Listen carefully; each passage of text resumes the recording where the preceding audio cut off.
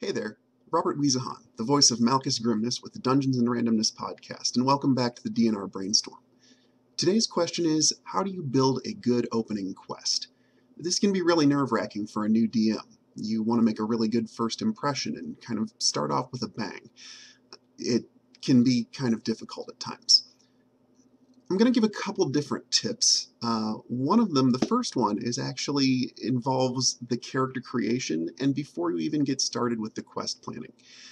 My first tip is don't give the players complete open reign on character concept. Something that's very easy to do is say, hey, we're going to play a game of Dungeons and Dragons. You can make whatever character you want. When you do that, you risk getting a party of a research wizard who doesn't want to leave his tower and only wants to study musty tomes, along with an ultra-violent militaristic fighter, alongside a treasure-hunting thief, etc., etc. All these people are going to have very different motivations, and you're going to present a quest that's only going to appeal to maybe half the party at any given moment. The rest of them are going to either feel obligated to be dragged along for the ride, or they're going to fight the quest, which is not what you want. So my first piece of advice is to pitch a campaign concept anytime you prepare to start playing D&D. If you say to all your players who are going to be playing, we're going to be playing a team of treasure hunters. You're going to be finding clues, you're going to be delving into crypts and dodging traps, you're going to have to puzzle out ancient mysteries to get through different obstacles, and the goal is to bring back up ancient treasures, with names like the Chalice of Khazar, or the Great Gem of the Dragon Wolfmarger. You get the idea. That projects a very specific campaign type to your players. And when they make their characters, they will respond by creating characters who will naturally be interested in those quests. Then you don't risk that damaging level of diversity where everyone wants to run in different directions. The second thing I would say, and this goes with the actual adventure building for your opening adventure, is start out with proactive opposition.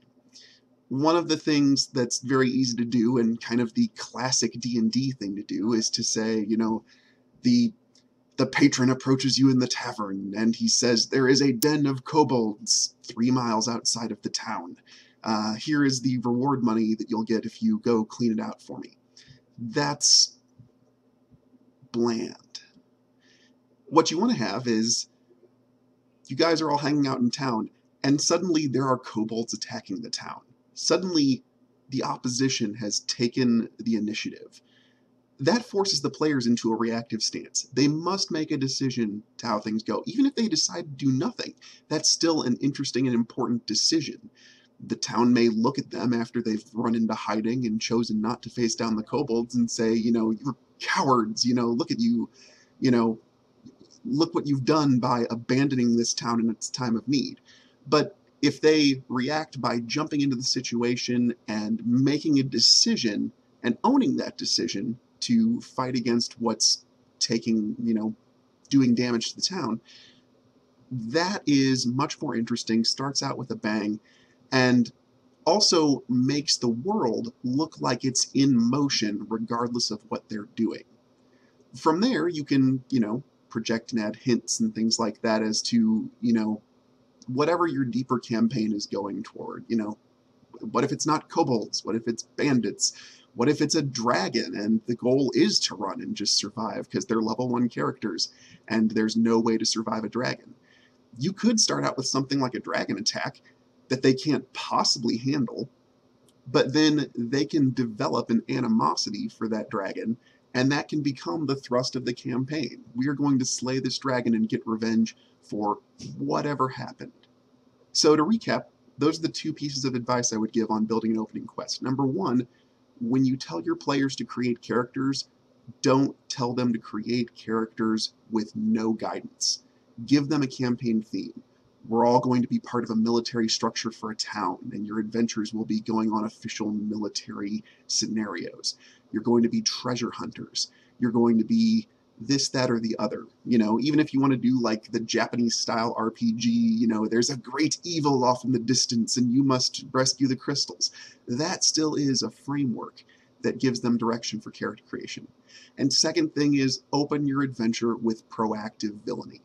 Have something come to them, force them to react, and force them to make a decision about who their characters are. Because every time your players have to make a decision about who their characters are, those characters develop in-play history that's really important to developing their characters and creating a sense of greater world. If you want more on the DNR podcast, check out www.dandrpodcast.com, search for Dungeons and Randomness on Facebook, or follow us on Twitter at @DANDR Podcast. I'll see you guys next time.